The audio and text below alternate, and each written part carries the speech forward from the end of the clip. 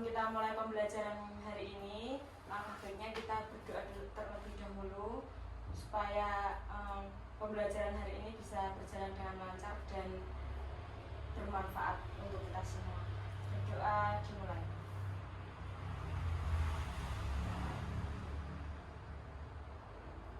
Selesai. Ini semua masuk ya? Iya, Bu.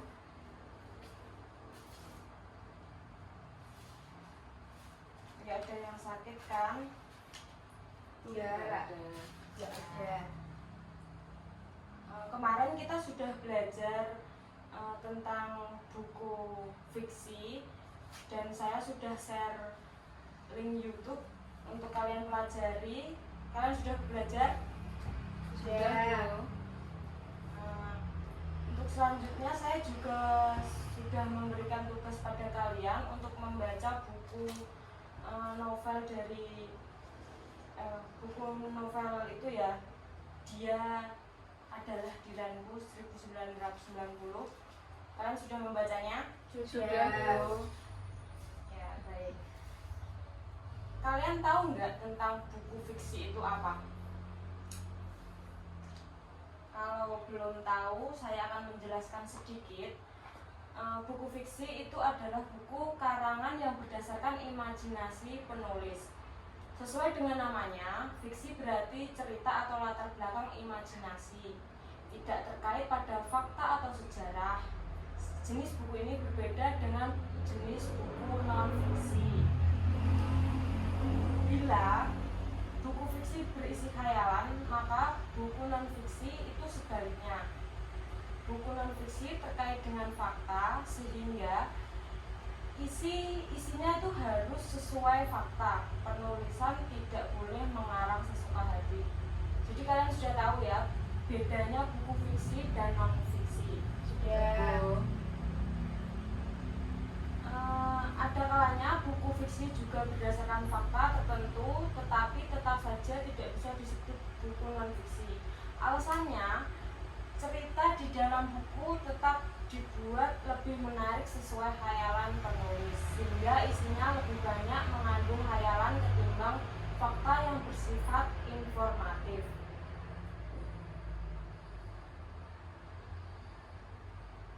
Secara sederhana, perbedaan buku fiksi dan non-fiksi terletak pada sifatnya. Buku fiksi bersifat imajinatif, sedangkan buku non-fiksi bersifat informatif. Seperti itu. Selanjutnya, sampai sini apakah ada pertanyaan? Saya Ya, silakan Mbak Isma. apa saja yang termasuk jenis buku fiksi dan apa saja contoh jenis buku non-fiksi? Baik, saya akan menjawab pertanyaan tersebut. Apa saja yang termasuk buku fiksi dan jenis buku non-fiksi ya? Iya. Buku non-fiksi, buku fiksi meliputi cerpen, novel, komik, dongeng, cergam, cernak, dan lain-lain. Tentunya contoh atau jenis kedua buku ini sangat berbeda sama buku non-fiksi ya. Kalau buku non-fiksi yaitu biografi, buku pelajaran sekolah, buku materi kuliah, buku motivasi, buku ajar, buku referensi, ensiklopedia, kamus, dan sebagainya. Jadi kalian ngerti kan bedanya buku fiksi dan non-fiksi? Iya, Bu. Iya, Bu. Ada pertanyaan lagi? Saya, Bu. Ya, silahkan. Di sini saya akan bertanya bagaimana cara atau langkah-langkah memberikan komentar pada buku fiksi, Bu. Baik, memberikan komentar ini sesuai dengan pembelajaran hari ini. Kita akan memberikan komentar pada buku fiksi. Kita lebih persempit dulu. Kita membahas tentang memberikan komentar buku fiksi dulu ya. Tentunya dengan cara membaca buku terlebih dahulu. Tanggapan terhadap isi buku fiksi dilakukan dengan cara mengomentari unsur-unsur dari buku fiksi tersebut. Adapun unsur-unsur buku fiksi yang dapat dikomentari, antara lain itu bisa sampul buku, rincian subbab buku, tokoh dan penokohan, tema cerita, bahasa yang digunakan, penyajian alur cerita, dan nilai-nilai terkandung dalam buku tersebut. Paham? Paham, Bu? Ada pertanyaan lagi? Saya Bu, Ya, silakan. apa yang harus dilakukan ataupun yang harus ditanyakan untuk menyajikan tanggapan terhadap isi buku fiksi? Baik. Saya akan menjawab pertanyaan tersebut. Apa yang harus dilakukan ataupun yang harus ditanyakan untuk menyajikan tanggapan terhadap isi buku fiksi? Oke. Dalam menyajikan tanggapan terhadap buku fiksi dapat dilakukan dengan cara mengajukan beberapa pertanyaan terhadap unsur-unsur buku tersebut. Bagaimana judul dan tema yang dikembangkan?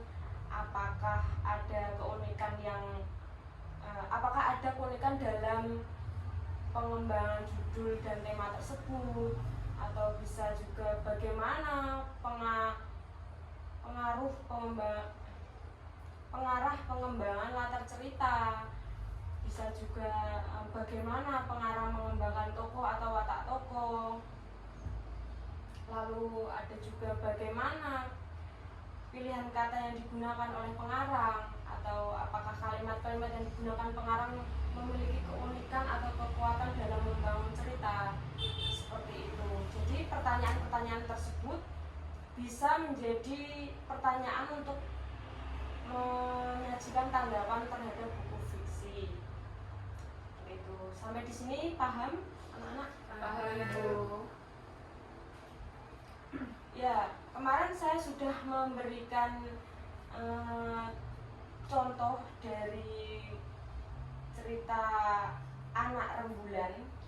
Buku ini itu menunjukkan fantasi yang berwarna lokal Indonesia. Jadi kita bisa menanggapi dari buku tersebut, kita bisa menanggapi penulis dalam buku tersebut itu membuat cerita fantasi berbau lokal dengan rinciannya yang unik. Membaca Anak Rembulan ini, siapapun akan mendapati itu akan meyakini waktu anak negeri unjuk gigi. Sangat lokal, fantastik, dan tidak terlupakan. Jadi kita bisa mengomentari buku tersebut seperti itu contohnya. Sampai di sini paham ya? Paham, Bu? Baik, saya akan bertanya kalau kalian sudah paham. Karena kalian sudah membaca buku dari buku yang berjudul Dia Adalah Dilanku 1990. Jadi sekarang kalian buatlah tanggapan secara lisan tentang buku tersebut. Ya, bisa? Bisa, Bu? Bisa, Bu. Karena kalian sudah membacanya, berarti kalian sudah bisa mengomentarinya. Siapa yang ingin berkomentar? Saya, Bu. Baik, silakan.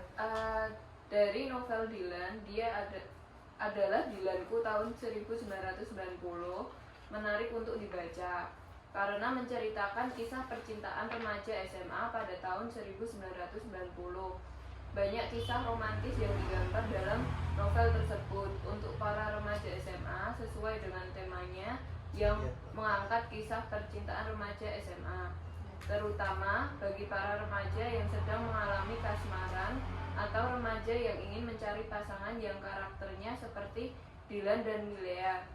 Di dalam novel ini juga menceritakan bagaimana cara mendapatkan pasangan yang baik, menjaga hubungan agar langgeng, dan saling terbuka sesama pasangan. Baik, komentarnya bagus ya. Belum ada komentar yang negatif tentang buku Dilan. Yang lain ada komentar untuk buku ini? Saya, Bu. Baik, silakan. Saya ada komentar tentang kelebihan dan kekurangan buku. Ya. Kelebihan buku dari Dylan 1990 ini adalah terdapat pada isi novel yang kebanyakan adalah cerita tentang percakapan. Hal ini memudahkan pembaca yang tidak terlalu menyukai permainan kata-kata yang terkesan berbelit-belit. Bahasa yang digunakan penulis juga merupakan bahasa santai dan mengundang tawa. Kemudian kekurangan atau kelemahan buku dari novel Dylan, Dia Adalah Dylanku 1990 ini terdapat pada gurauan-gurauan yang digunakan dalam beberapa percakapan. Karena novel ini menceritakan tentang kisah cinta pada tahun 1990, percakapan dan gurauan yang digunakan juga masih berkaitan dengan tahun tersebut. Hal ini merupakan sebuah kesulitan tersendiri bagi pembaca yang bukan merupakan angkatan 1990. Ya, baik. Dari komentarnya Mbak Isna, ini terdapat kelebihan dan kekurangan. Jadi kita bisa mengomentari kelebihan dan juga kekurangan buku yang sudah kalian baca ini. Jadi tidak hanya komentar yang bagusnya saja, jadi bisa aja ada kekurangan yang harus dikomentari dalam buku tersebut. Baik, ada komentar lain untuk Saya, Bu. buku ini? Ya, silahkan. Dia Adalah Dylanku 1990 Ya, adalah novel ke-9 dari penulis yang bernama Pipi Baik, seorang pria multitalenta yang lahir di Bandung 8 Agustus 1972. Pipi Baik adalah seorang seniman yang punya banyak kelebihan. Selain sebagai musisi dan pencipta lagu, ia juga seorang penulis, ilustrator, pengajar, dan komikus. Pipi Baik mengaku imigran dari surga yang diselundupkan ke bumi oleh ayahnya di kamar pengantin dan lega. Banyak tulisan yang telah dihasilkan oleh seorang seniman ini. ya, baik. Komentar tersebut tertuju pada pengarang dari buku Dylan ini ya. Jadi komentar itu tidak harus isinya buku, jadi juga bisa sampulnya juga bisa, pengarangnya juga bisa, tokohnya juga bisa, jadi bisa dikomentari semua.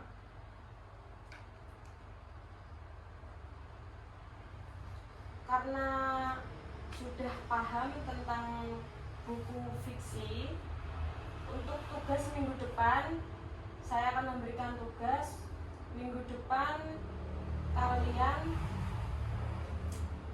membaca buku non-fiksi, lalu buatlah komentar tentang buku non-fiksi tersebut. Bisa ya? Iya, Bu. Karena minggu depan kita akan lebih membahas tentang buku non-fiksi, jadi itu tugasnya untuk dikerjakan. Jika sudah paham, mari kita akhiri dengan membaca Alhamdulillah. Alhamdulillahirabbil alamin. Saya akhiri, semoga pembelajaran kali ini bermanfaat bagi kita semua. Tetap jaga kesehatan dan selalu belajar ya. Ya, Bu. Wabillahi taufiq wal hidayah. Wassalamualaikum warahmatullahi wabarakatuh. Waalaikumsalam.